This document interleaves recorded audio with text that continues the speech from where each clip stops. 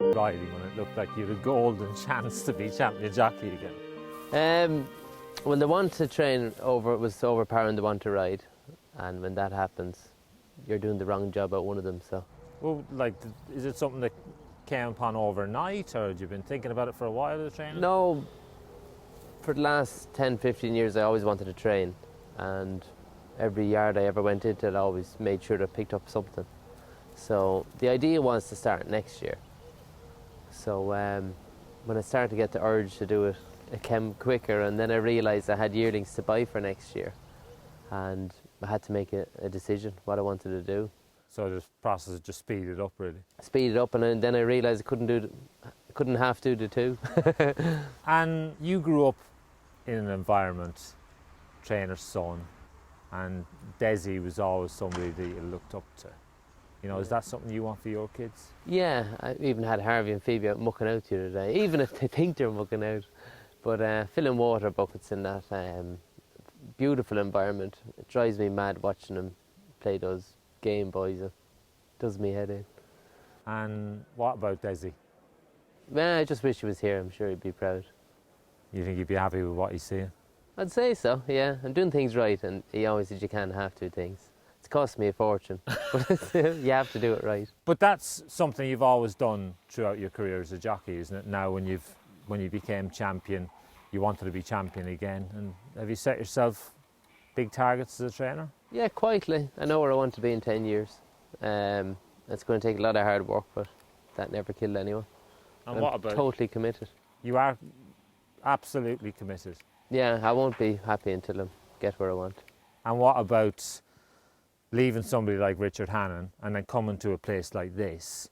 It looks like it's got everything for you. It has, and I'm very lucky to be here, and Ken Cunningham-Brown and Beth have been very kind to me. And I'm signed a 3-year lease, so I'll start from there. And I don't think I could train as well anywhere else. So I can't blame Damery, that's for sure. And the facilities that you've got here, like we're walking up your all-weather gallop, and it's a beautiful setting. Well, it's a serene place, and when you come here you don't really want to leave, and horses relax so much better. And I think that's the key to training horses, no stress. And what about jockeys? Who are you going to use? The good ones. Yeah, but they're all good, They're aren't all they? good. I know a few bad ones, but at least I know who they are, and I know who the good ones are. But I'd like to give apprentices a chance.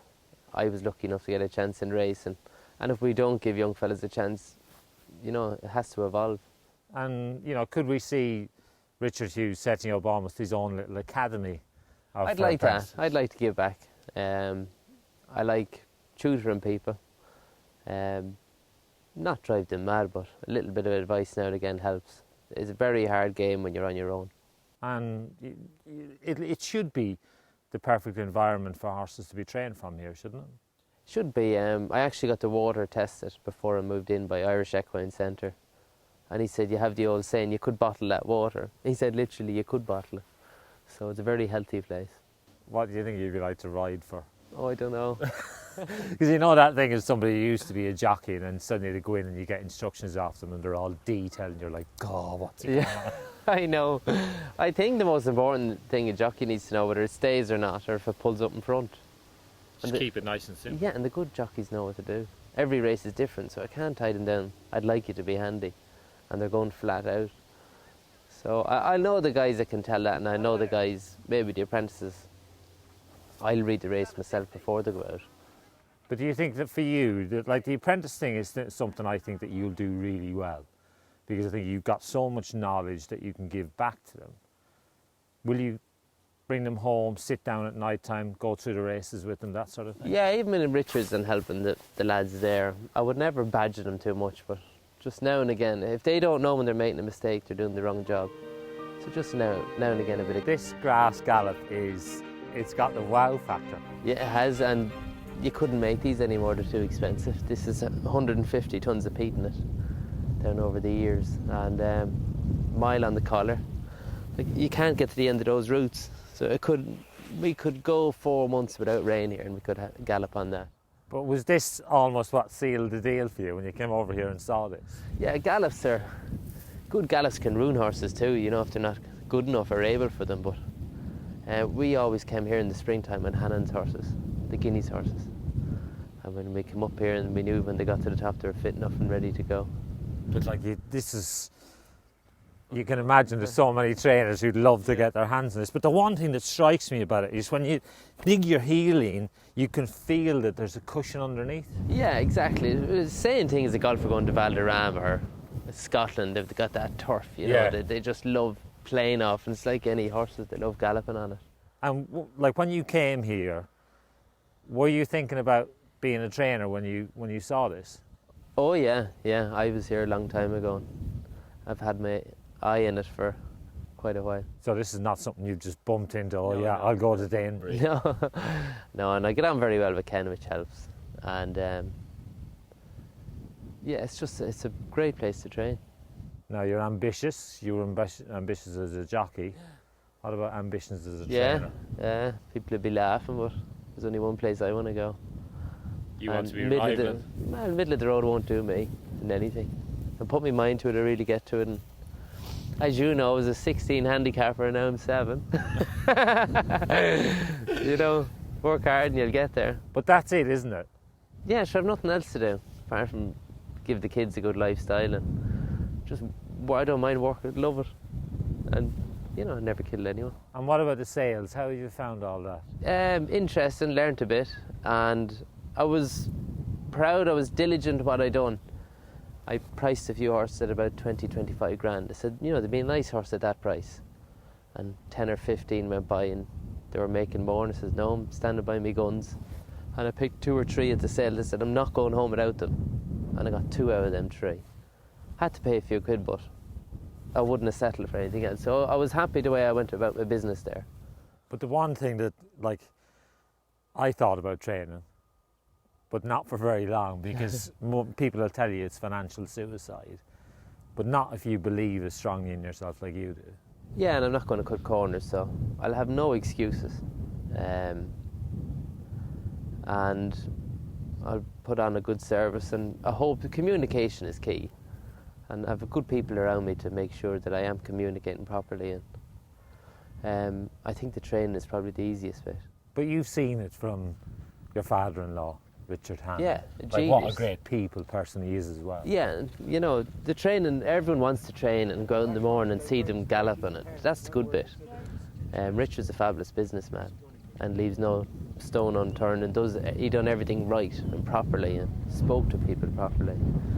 And when they had their day out in the gallops or the day at the races, he made it special for them. That's the key to Richard Hannon. And what about the other people that you've been lucky enough to ride for? You rode a lot for Barry Hills, rode a lot for John Gosden. Some very good trainers you've ridden big winners for. What do you think you picked up from those? Understanding and patience. I remember John Gosden's attention to detail. On work morning, your instructions would go on for 10 minutes because he wanted the work done that way. And come race day, you know what you're doing, Richard. You know, so attention to detail is key. And is that something that you're going to instill into your lot? Yeah, definitely. Every horse is different. I'm trying to run a football team here. You know, some lads can take a bit of graft and some lads don't. And my job here is to find out the ones that, you know, can take a bit of hard work, or the ones that train them on a lead rope. And my job is to pick out those. And you're still going to obviously ride out a lot. I've seen you coming in on your own horse this morning, actually doing some work as well. Yeah, no, the reason I probably give up so early as well was I wanted to be able to ride out. My first 2 or 3 years, I think, is the most important to get me going. Until I get staff in place, if I think a horse isn't moving well, I'll get on it myself. And then I'll ask the people around me, what do you think? And if they're telling me, no, it's moving fine, I know I need someone else. Yeah. So until I get my team in place and good work riders, that I teach them that that's the pace I want you going. And I'll be riding work for 2 years with them. But that'll be it. You'll bring everybody along because you've got the experience and I'll of say the gallop. that's what I think a half speed is, lads, and they'll be coming with me. And I'm getting a timing system put in here just to make sure, because I think some people's half speed isn't the same as my half speed.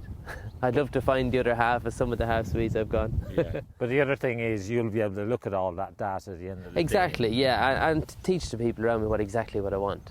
So therefore, and the most important part to train 2-year-olds is when you actually go kick on and have their first run.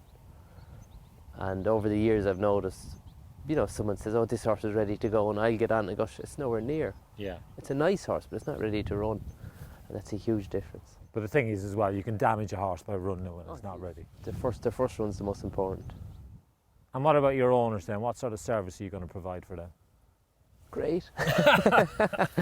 I know, a bit of fun. At the end of the day, this is about fun. And I'm going to make a living out of it, but it's fun for them. And I'm under no illusions. They own the horses and they think their horse is the best horse. You know, it's the most natural thing in the world. So make it fun for them. At the end of the day, it's a bunch of horses running around the field. There's more important things in life.